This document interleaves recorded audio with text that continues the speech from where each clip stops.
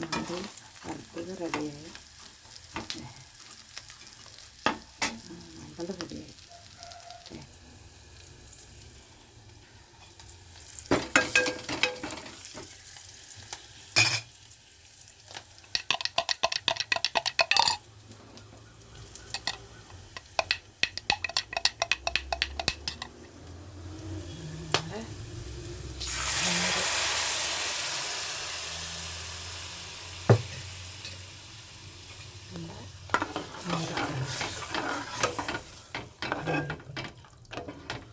ആവശ്യത്തിന് കുറച്ച് വെള്ളം ഒഴിക്കണം.